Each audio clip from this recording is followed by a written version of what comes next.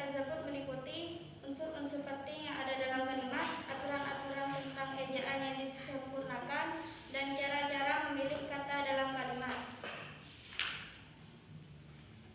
Ciri-ciri kalimat efektif. Pertama, kesepadanan, keparalelan, kehematan, kecermatan, kepaduan, kelogisan. Unsur kalimat efektif. Berikut penjabaran singkat unsur kalimat efektif. Pertama, subjek. Bagian dari kalimat menunjukkan pelaku yang dapat berupa orang, tempat, atau benda. Predikat. Bagian kalimat yang menunjukkan apa yang dilakukan oleh subjek, biasanya berupa kata kerja. Objek. Bagian kalimat yang menunjukkan hal atau benda yang menjadi sasaran, biasanya berupa nomina. Keterangan. Kalimat yang menunjukkan tujuan, cara, waktu, tempat, atau sebuah hakikat, biasanya ditandai dengan penggunaan konjungsi atau kata hubung.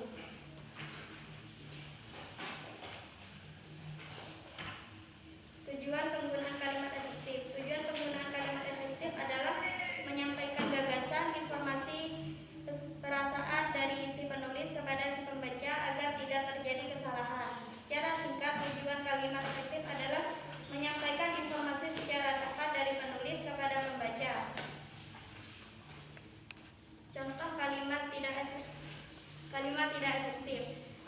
Kalimat tidak efektif adalah kalimat yang susunan kalimatnya tidak mudah untuk dipahami dan tidak dapat menunjukkan pesan yang lengkap dan jelas bagi pembaca atau pendengar.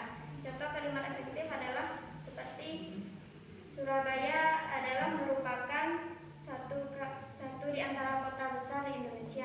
Kedua adalah ada banyak macam-macam makanan yang dijual di restoran. Ketiga, saran yang dikemukakannya olehnya akan kami pertimbangkan oleh kamu. Sekian presentasi dari saya. Bila ada salah kata,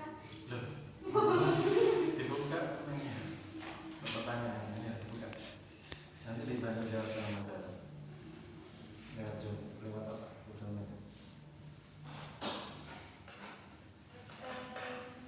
apabila ada pertanyaan, makasih ya yang ingin bertanya. Saya batasi dengan satu penanya.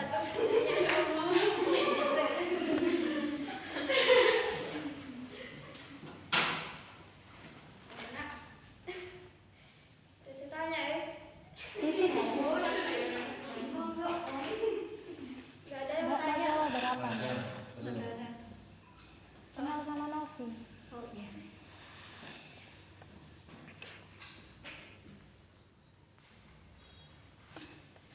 Tidak ada pertanyaan? Tidak ada pertanyaan? Tidak ada. Bagus. Tidak, Pak. Jangan dimatikan aja. Dari Mas Zawa mungkin ada pertanyaan. Ada, ayo nak.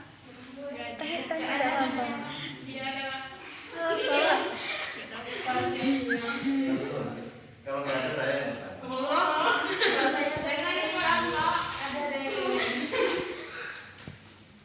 Harus ada yang bertanya ini satu.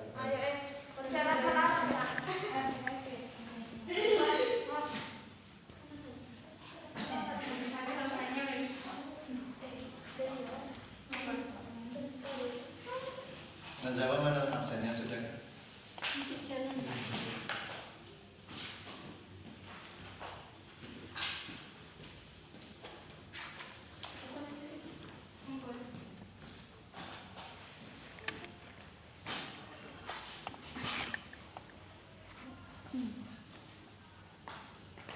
Kan ada bener. Ya.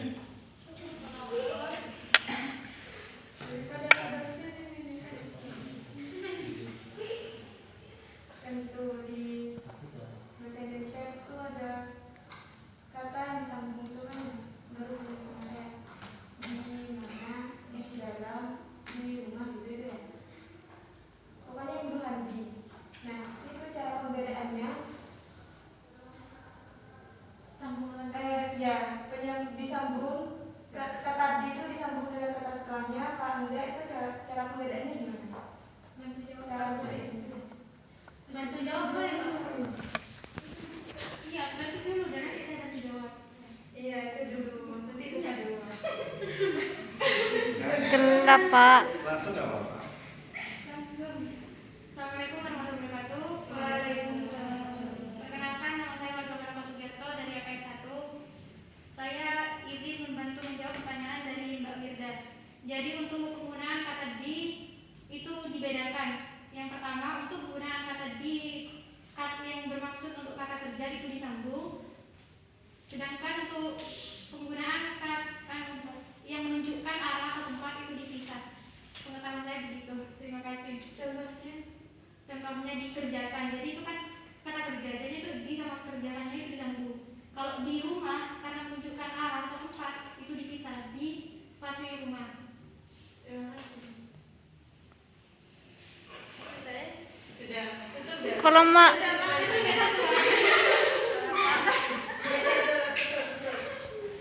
kalau kata sifat kayak dicintai, dicintai.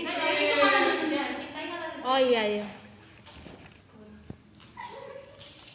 Sudah Pak. Tutup.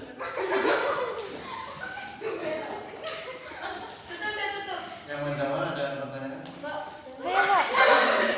sekian pada tuntas ini. Apabila ada kesalahan, mohon dimaafkan. Wabillahi taufiq wal hidayah. Wassalamualaikum warahmatullahi wabarakatuh. Waalaikumsalam warahmatullahi wabarakatuh. Saya kerepotan itu.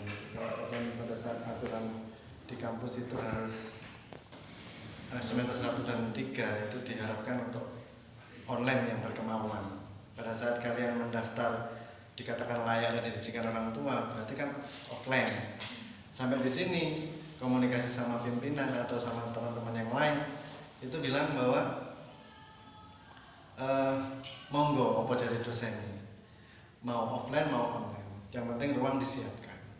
Saya minta begini, online kalau offline itu berarti dan sebagian diperkenankan untuk online ya harus ada wifi per ruang, harus ada kamera per ruang, harus ada ya macam-macam yang untuk kita bagaimana supaya yang di rumah itu juga melihat kita bicara.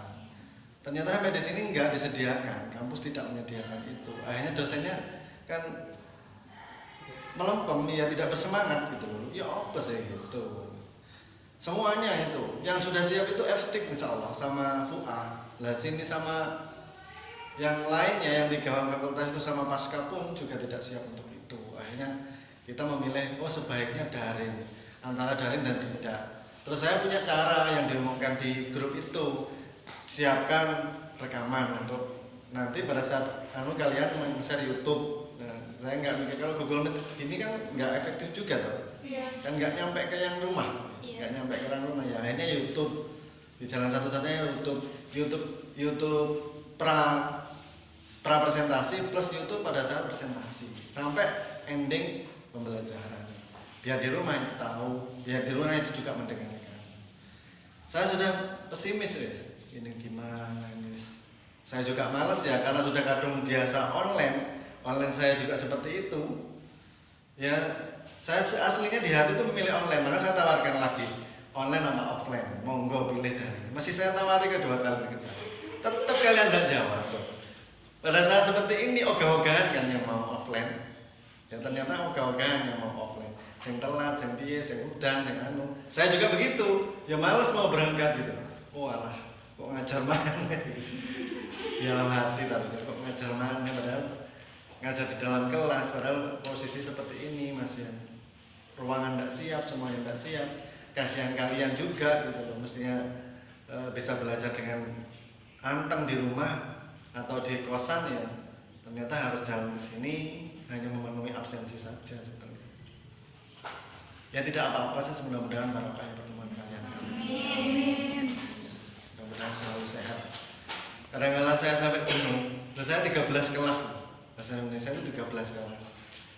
Lah kalau sahabat Hanin ya, Hanin WA dari MZT sama Leo Revaldi itu bukan Cleo mereknya air Leo Pak. Leo yang satunya kelas satunya WA kadang ucapan saya pada saat membalas itu nggak nyaman ya karena saking serius. Kemarin di perjalanan hanya mengkondisikan supaya hari ini bisa offline, saya usahakan bisa offline semua ya nggak bisa. Yang siang nanti online nggak bisa ya wes kalau begitu apa adanya. Untungnya kok bahasa Indonesia ya, bukan materi yang pokok yang harus dijelaskan. Iya, kalau seandainya ini ngajarnya ekonomi, statistik ekonomi kan butuh kalian gini itu. Bahasa Indonesia kan ini tadi coba diksi, kesetaraan kan gitu sudah dipelajari lama kan, ngetes saja hari ini gitu. Terus yang apa penggabungan sesuai dengan pertanyaannya siapa tadi? Firda dijawab oleh Warda. Firda dijawab oleh Warda. Itu kan materi lama ya, kalian sudah tahu semuanya, hanya sedikit aja yang tidak tahu ya. Mungkin hanya sedikit ngeces lagi kan, cukup baca makalahnya yang buat Balkis aja baca ya. Itu aja cukup menurut saya. Mungkin ya kalau sejarah bahasa Indonesia itu sekilas kita memang berkembang ya, dulu kita nggak pernah memiliki bahasa yang jelas. Secara dulu kan Nusantara itu Singapura ikut sini, Malaysia ikut sini, semua ikut sini, dikuasai di bawah kerajaan Majapahit pada saat itu. Dan mereka pada saat berkomunikasi banyak kan melakukan pakai bahasa Riau, bahasa Melayu yang dari Riau itu. Malaysia bisa bahasa Melayu, orang Jawa memahami bahasa Melayu pada saat pergi ke Batavia, Jakarta. Ya untuk berdagang kan, mereka berdagangnya kan di Tanjung Perak, Tanjung Priok, ya Sepinggan, di apa namanya, di pelabuhan-pelabuhan begitu. Dan mereka menggunakan bahasa Melayu sebagian. Akhirnya pada saat berapa itu terus dipilihlah bahasa Melayu itu sebagai bahasa Indonesia. Padahal pada saat itu komunitas orang Jawa Madura itu lebih besar daripada komunitas yang lain. Tapi pada saat di sana di orang Riau tidak paham bahasa Jawa. Coba bahasa Jawa itu kan ada tahap, ada apa namanya? Ada tingkat-tingkat. Bahasa Madura juga ada tingkat-tingkat. Ada kromo, ada ngoko, ada kromo inggil, ada kromo tengki, ya. Akhirnya dipilih bahasa Melayu. Kalau bahasa Melayu kan ke bapak aja ngomong bapak itu karena kita terpengaruh oleh Jawa. Misalnya ngomong kamu gitu ya, ke bapak itu kamu itu masih pantas kalau bahasa Melayu. Walaupun itu kadang kalau kita orang Jawa Madura itu kurang sopan. Bapak tengkun, di bapak kemana? Mau kemana bapak? Bukan kamu mau kemana? Kan gitu kan. Itu karena pengaruh budaya saja. Sebetulnya ngomong kamu itu betul, secara kalimat itu sudah betul. Kamu mau kemana? Ke bapaknya misalnya gitu. Itu betul kan? Tidak salah.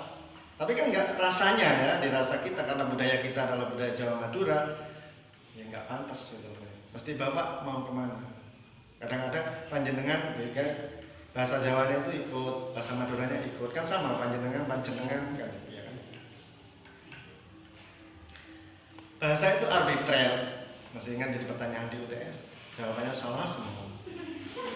Iya.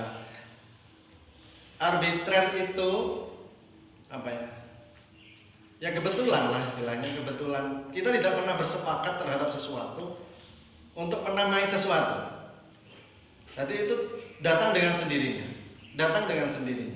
Kalau manggil "woi", itu kalau komunitasnya manggil "woi" itu ngerti kalau itu adalah sebuah panggilan, sebuah kata-kata panggilan. "Woi", semuanya tahu. Dan itu hanya kalau kalian datang ke tempat lain tidak mungkin sama seperti itu.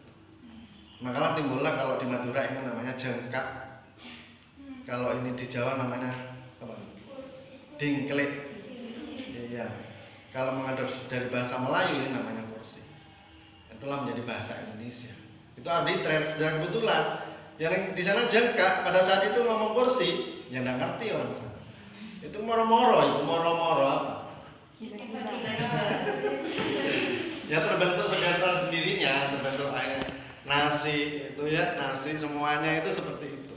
Terbentuknya bahasa itu seperti itu, makanya itu disebut sebagai arbitrer.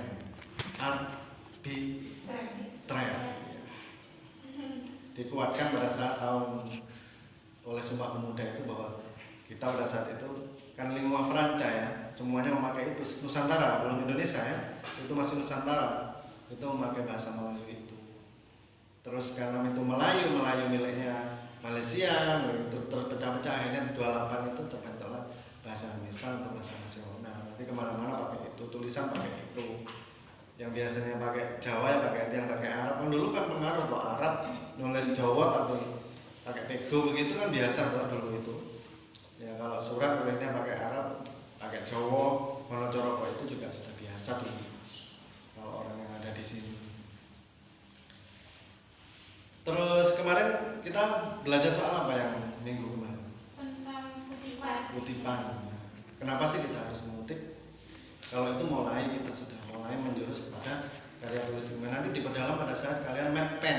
Metodologi penelitian ada dua, kuantitatif dan kualitatif. Nanti ada orang ekonomi yang akan mengajar itu, bukan saya.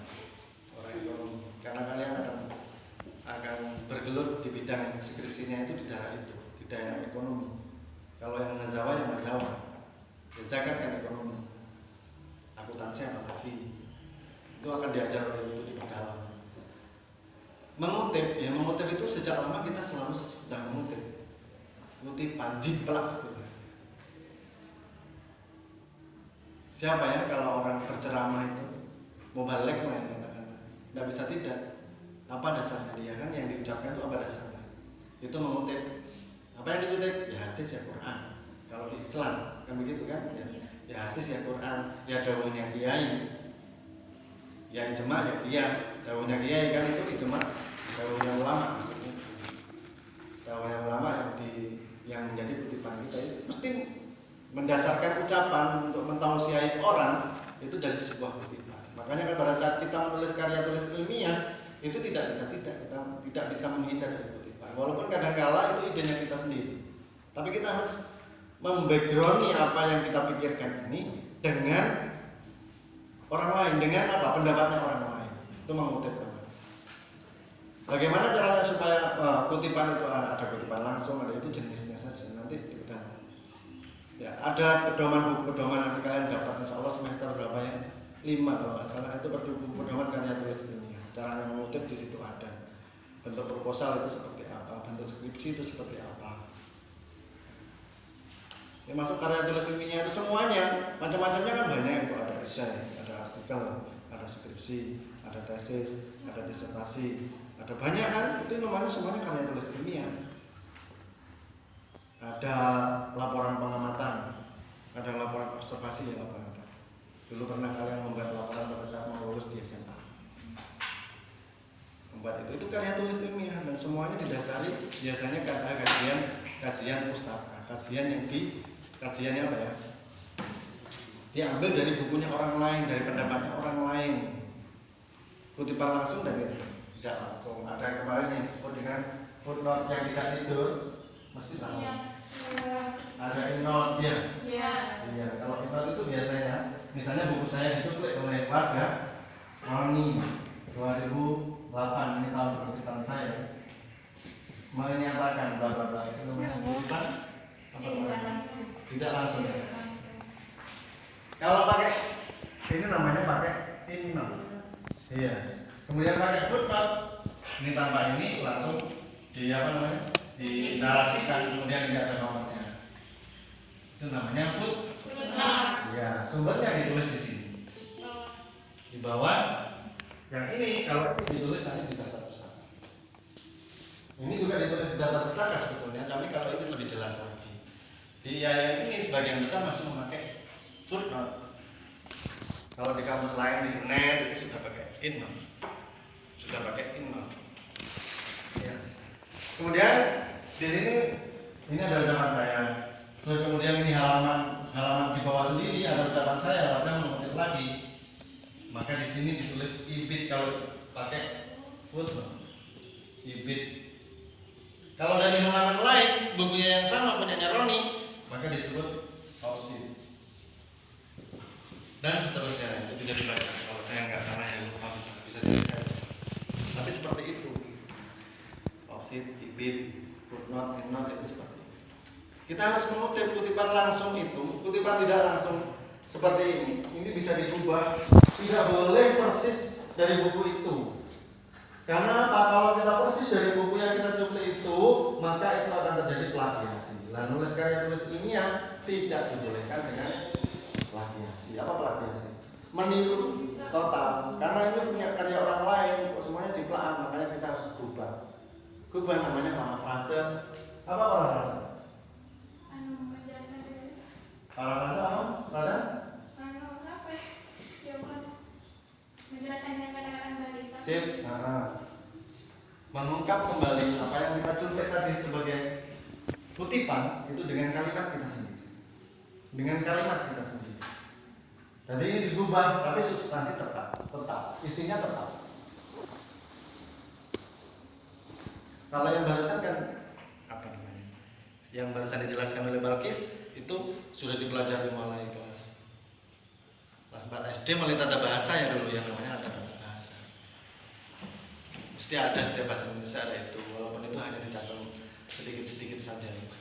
Sampai SMA itu yang kutipan nanti ada bukunya pedoman, detailnya di situ, pedoman karya tulis. Apalagi ya, yang dulu yang sudah pernah dibahas, terus kita nggak banyak yang tidur. Saya santai ya kalau bahasa Indonesia. Kalau seandainya prodi kalian bahasa Indonesia ya nggak seperti ini cara ngajar saya, nggak seperti yang di LMS itu. Kalau cara ngajar saya mesti saya detailkan, mesti kalian zoom ya. Kalau materi-materi inti mesti zoom ya. Karena penting, karena ini bahasa Indonesia ya ngecas sana ya. Enak di kalian ya enakan di saya juga gitu. Bahasa Inggris ya ngecas juga, tapi dan nanti ada bahasa Inggris apa ya, istilah bahasa Inggris aplikatif kalau nggak salah, yang berhubungan dengan prodi kalian. Nah itu yang dibutuhkan. Kalau bahasa Inggris dasar kayak bahasa Indonesia begini ya tetap dasar, pengantar saja. Karena diwajibkan, adanya bahasa Indonesia itu diharuskan. Apalagi ya, tadi nggak saya catat sih, saya kepingin apa yang perlu dijelaskan gitu loh. Kalian sulit memahami apa ya? Tapi pinter-pinter kok. Iya pinter-pinter. Maksudnya itu presentasinya bagus-bagus. Walaupun yang lain tidur itu, yang presentasi itu bagus gitu. Jawabnya ya tepat. Kadang ya salah-salah ya nggak apa-apa ya, sedikit nyerempet sedikit nggak apa-apa. Iya. Tapi termasuk pinter-pinter. Mau ngetes ya, jadi tambah santai jangan kelihatan api-api beres.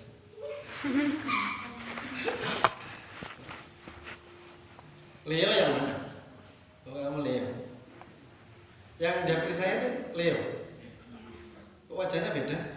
Gantengan di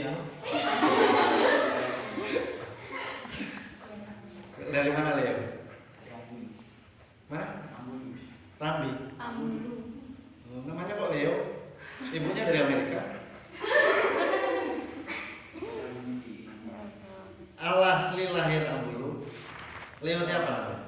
Leo Arya Saputra. Leo Arya Saputra. Arya.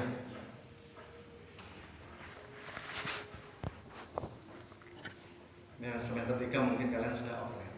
Ya. Insya Allah. Kalau oleh pemerintah moro-moro dibikin besok kita sudah menguning, orang menghijau lagi, orang mencoklat lagi. Sudah otomatis kita nggak bisa lagi. Oh saya dengar itu ada apa man? Bulan Februari akan ada hitam. Maksudnya itu memerah dan menghitam. Bulan Februari kayak dibikin gitu, kayak dibuat. Gitu. Walaupun memang ada dasarnya. Sekarang muncul virus dari Australia, belum masuk Indonesia. Mungkin kalau nanti sudah mendekati Januari Februari dibuat masuk Indonesia.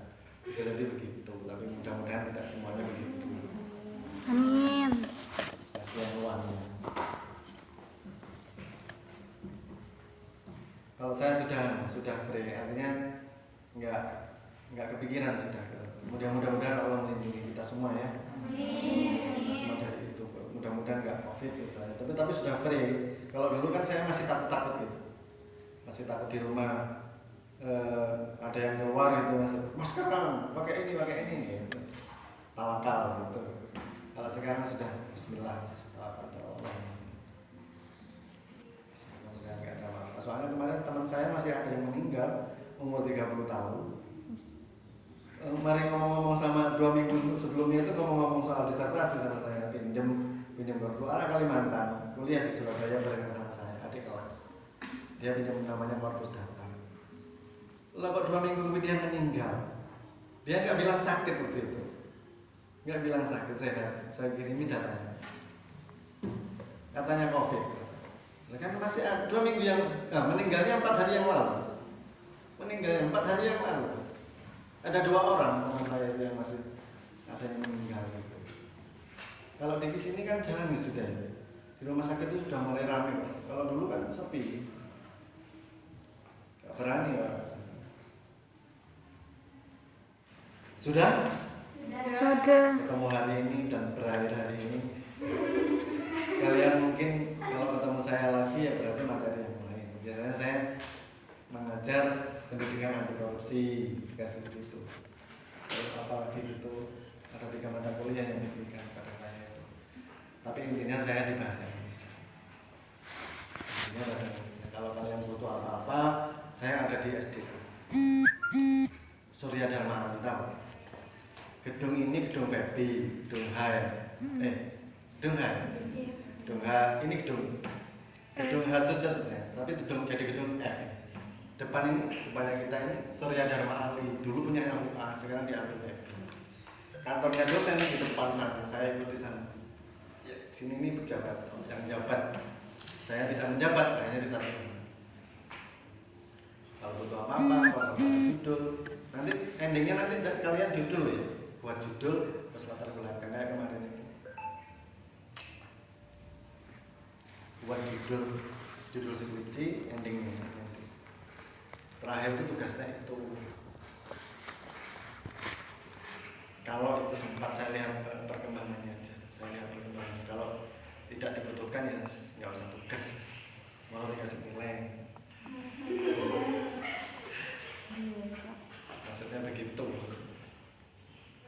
Tapi saya yang nggak pas itu kalau yang absen, Pak saya telat, padahal dia listrik saya mati, wifi saya mati, alasannya kok podo. Kelas lain juga begitu, kelas lain itu juga begitu. Ancer ya, jadi kok gawe-gawe tadi. Karena saya dulu nggak pernah gawe-gawe, masa saya gitu gawe-gawe gitu. Kok pancet nih, sing listrik mati, sing listrik. Kok mesti bisa dikasih tahu di pertemuan awal. Lek izin pakai foto, ini pancet ada deskripsi. Lek izin pakai foto, gak usah melalui ketua kelas Japri aja. Foto misalnya Pak saya nggak bisa ikut kuliah lagi di kamar mandi, tak foto cepet. Sudah mau ingat pancet. Ada yang tertidur Leo, tertidur. Oleh 1 jamnya baru izin, Pak saya izin tadi tertidur. Ya kau, tapi saya nggak jawab. Oh nggak mau izin. Di foto. Wes ya. Semangat, tetap sehat sampai lulus. Amin. Adalah awal kalian semester ini, belum tentu kalian sampai semester ini. Belum tentu sampai kalian sampai semester 7. Halangannya banyak. Ya kalau segini kalian lihat Leo siapa lagi kan? Sebelahnya Ayib, Halim. Ya Halim. Sekarang kan kelihatan masih jelek-jelek. Nanti kalau semester 5 jadi kelihatan berwarna kan. Mulai lagi. Yang perempuan juga begitu. Wadah, Hanim, siapa lagi? Ini kelihatan buram-buram. Nanti kalau semester 5 Leo melihat itu sudah beda. Benar ya? Nah beda itu godaan pertama. Godaan kedua ekonomi orang tua. Kadang-kadang moro-moro di tengah-tengah untuk jelas semuanya tidak. Kadang-kadang kalian, ini kejadian benar. Ada yang dibawa lari sama temannya. di Makassar ini pernah gak pulang-pulang yo 2 hari dibawa lari sama pacar SMA, pacar di kampung, orang tuanya kesini, akhirnya sama orang dia dikembalikan ke orang tua sama. Ada yang seperti itu, nggak mesti kan, nggak boleh dibenci, nggak boleh dianu, karena kesempatan seperti itu bisa terjadi pada diri kita setiap saat. Jangan didoakan supaya kita juga berdoa, mudah-mudahan sampai tuntas, sampai dapat pekerjaan, dapat jodoh yang soleh dan soleh. Saya sakinah mawaddah warahmah. Dan ada pertanyaan? Ini ada pertanyaan ini? Enggak, Pak. Dan wardah beda. Warga PG. Hah? Warga. Gada. Pakai N, gada. Oh warga. Namanya warga. BNI namanya. Aneh, masa namanya warga? Dari mana warga? Orangnya orang situ benar, orang bawah, orang bawah. Warga.